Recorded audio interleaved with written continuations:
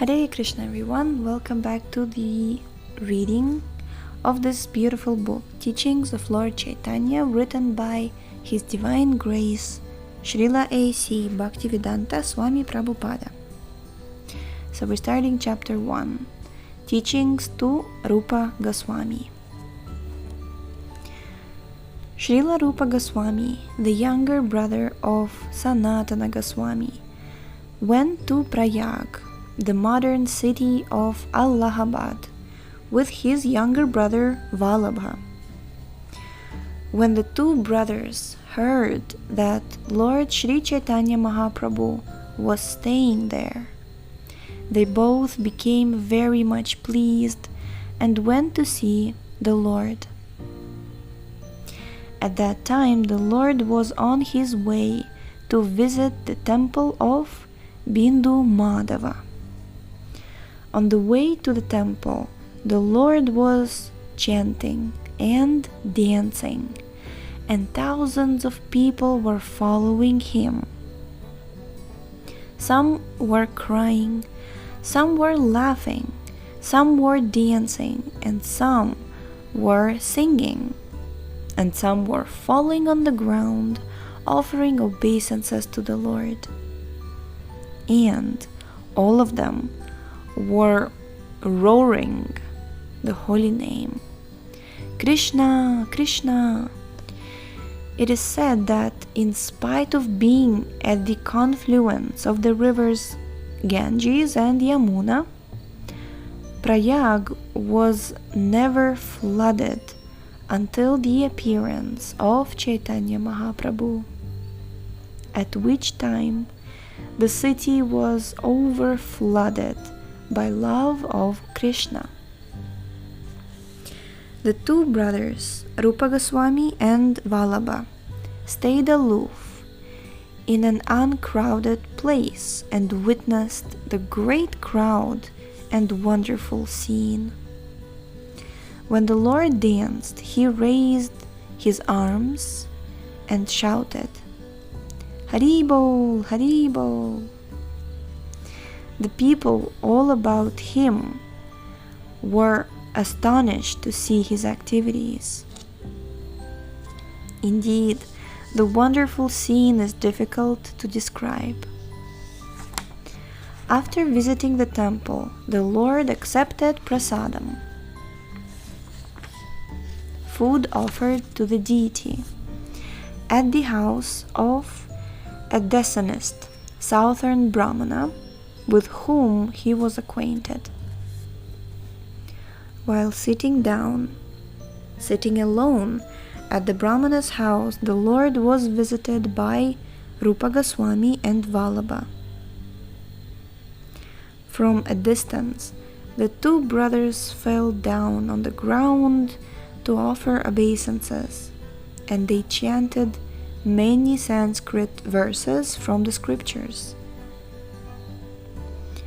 When the Lord saw Rupa Goswami offering obeisances before him, he became very much pleased and said, My dear Rupa, please get up.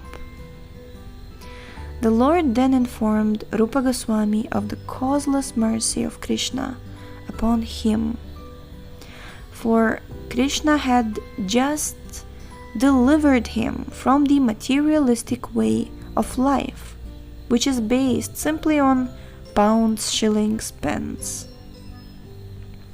The Lord accepted the two brothers as his devotees, and he cited a verse from the scriptures stating that the Lord will not accept a Brahmana who has studied the 4 Vedas if he is not a devotee, but he will accept someone from a very low family if he is a pure devotee.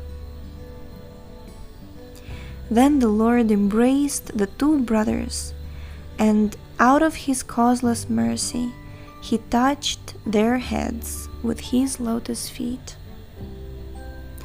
Blessed in this way, the brothers offered prayers to the Lord in their own words. the prayers indicated that Lord Sri Kṛṣṇa Chaitanya Mahaprabhu was Kṛṣṇa himself, that he had assumed a fair complexioned form, Gauranga, and that he was the most munificent incarnation of Kṛṣṇa, because he was distributing love of Kṛṣṇa. Srila Rupa Goswami also recited a verse later found in the book Govinda Lilamrita 1.2.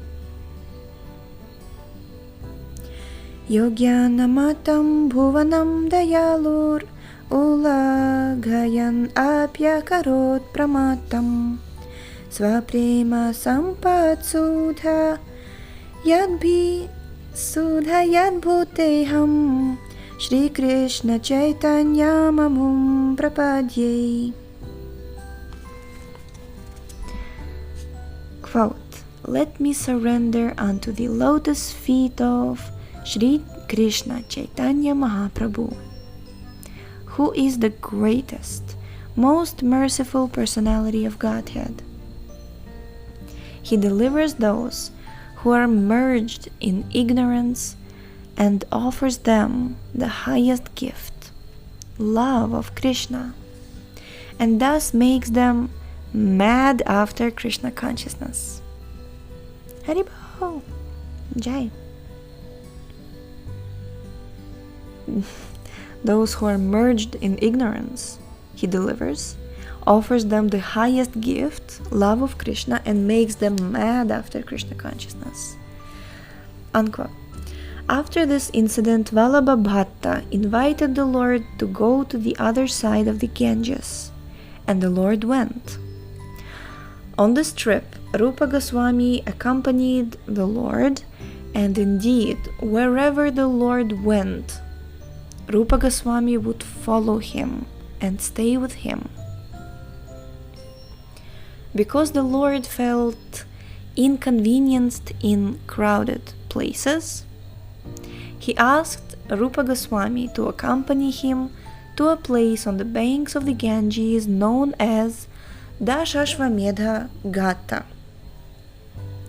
For 10 days, he instructed Rupa Goswami about the truth of Kṛṣṇa, the principles of devotional service, and the transcendental mellows, relationships with Kṛṣṇa. All of this was described in full detail so that in the future Rupa Goswami could distribute the science of Kṛṣṇa in his book, Bhakti Rasamrita Sindhu. Srila Rupa Goswami described this incident in the first verse of the Bhakti Rasamrita Sindhu, in which he speaks of the causeless mercy upon him, causeless mercy of the Lord upon him. The Supreme Lord is cognizant and all-powerful, and by his causeless mercy, he empowers a living entity to receive his mercy. People in general, under the spell of conditioned life, are averse to rendering devotional service and practicing Kṛṣṇa consciousness. They are unaware of the teachings of Kṛṣṇa consciousness, which reveal one's eternal relationship with the Supreme Personality of Godhead, the process by which one can return to the spiritual world, and the ultimate goal of life, which is to return home, back to Godhead. Because these things are unknown to the conditioned soul, Lord Chaitanya, out of his causeless mercy, instructed Rupa Goswami in the process of devotional service.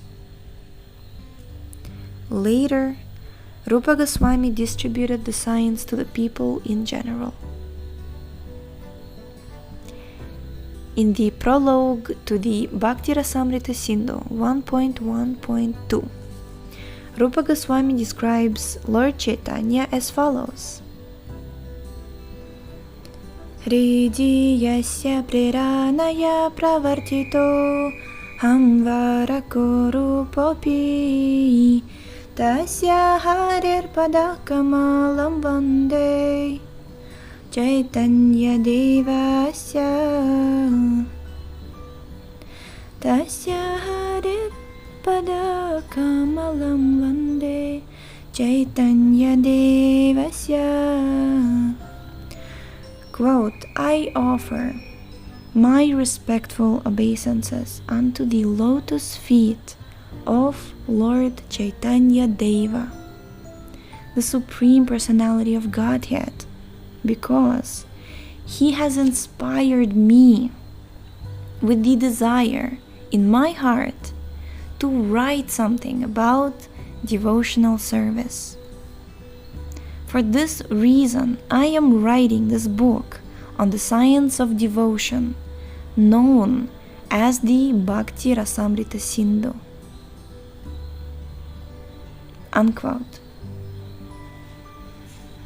Beginning his 10 days of continual instruction to Rupa Goswami, Lord Sri Chaitanya Mahaprabhu said, quote, My dear Rupa, the science of devotional service is just like a great ocean, and so it is not possible to show you its entire length and breadth. But I shall try to explain the nature of that ocean by taking just one drop out of it. In this way, you can taste it and understand what that ocean of devotional service actually is. Unquote. The Lord then explained that within this Brahmanda, or universe, there are innumerable living entities who, according to their own fruitive activities, are transmigrating from one species of life to another and from one planet to another. In this way, their engagement in material existence has continued since time immemorial. In actuality, these living entities are atomic parts and parcels of the Supreme Spirit. It is said in the Shvetashvatara Upanishad that the length and breadth of the individual soul is 1/10,000th part of the tip of a hair. The atomic magnitude of the living entity is confirmed in the 11th canto of Srimad Bhagavatam, 11.16.11, and in the 10th canto, 10.87.30, Sanandana Kumara, while performing a great sacrifice, quotes the following statement by the personified Vedas. Quote, O Supreme Truth, if the living entities were not infinitesimal sparks of the living Supreme Spirit, each minute spark would be all-pervading and could not be controlled by a superior power.